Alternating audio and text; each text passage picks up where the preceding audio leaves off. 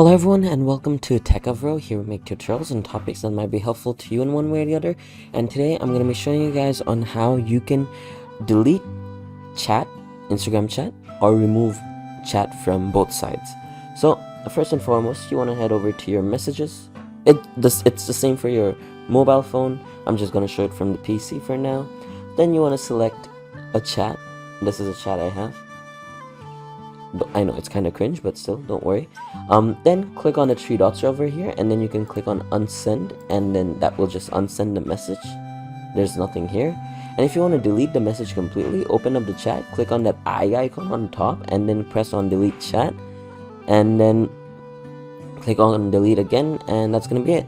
The chat has been deleted, but it's only from your side. The chat is going to be still available on that side. So the thing I recommend the most is unsend the message. That way the chat's not going to pop up and they'll never see it. So I hope you guys found this video helpful. If you did, please drop a like, and if you want to see more videos like this in the future, don't forget to hit that subscribe button as well as that notification bell. Thank you so much for watching. Bye bye.